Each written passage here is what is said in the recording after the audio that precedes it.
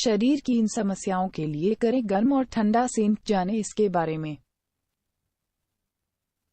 चोट या जोड़ों के दर्द में राहत के लिए ठंडा या गर्म सेंक करना आसान उपाय माना जाता है, लेकिन यह जानना भी जरूरी है कि कब और किस दर्द में कौन सा सेंक करना चाहिए। आइए जानते हैं इसके बारे में। आर्थराइटिस, घुटनों में, कंधों, कोहनी व अंगुलियों के जोड़ों में ऊतकों का घिस जाना। यह करें गर्म पानी से सेंक करने पर जोड़ों व मांसपेशियों की अकड़न दूर होती है। गाउट फ्लेयर अप, बॉडी में यूरिक एसिड की मात्रा बढ़ने से पैर के अंगूठे, कोहनी व एडी में अचानक दर्द उठना। बर्फ से सेंक करने पर अचानक उठे दर्द से छुटकारा पाया जा सकता है। सिर दर्द, तंत्रिकाओं व रक्त वाहिकाओं से सिर दर्द या मांसपेशियों में खिंचाव से गले में दर्द। बर्फ से सेंक करने से सिर दर्द में राहत मिलती है और गर्म पानी के सेंक से गले के दर्द में आराम।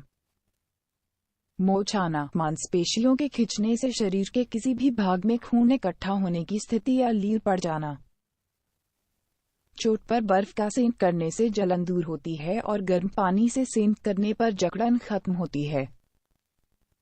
खिंचाव आना, एड़ी, घुटने, पांव, कोहनी आदि के जोड़ों में लिगामेंट के फाट जाने पर खिंचाव आ जाने से दर्द होना।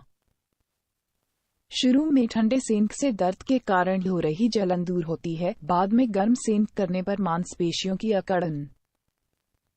टेंडिनिटिस, पैरों व हाथों की अंगुलियों के छोटे जोड़ों में स्थित नसों, टेंडन्स की झिल्ली में सूजन आ जाने से दर्द होना।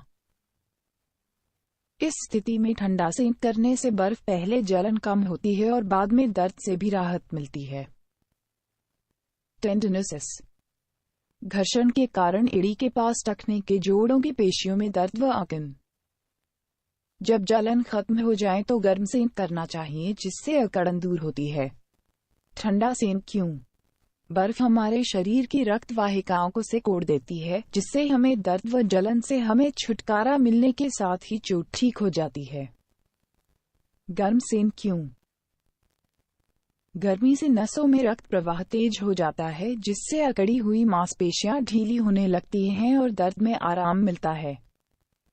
सावधानी, गंभीर चोटों में गर्म सेंक न लें, यह चोट में हो रही जलन को और बढ़ा सकता है। ऐसे में उस चोट को ठीक होने में ज्यादा समय भी लग सकता है।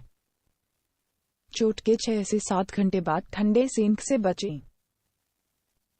गर्म पानी का सेंक बहुत अधिक सर्दी के मौसम में करना फायदेमंद होता है। गर्मी के मौसम में गर्म सेंक नहीं करना चाहिए। सर्दी के मौसम में जोड़ों पर स्थित नसें सिकुड़ने लगती हैं।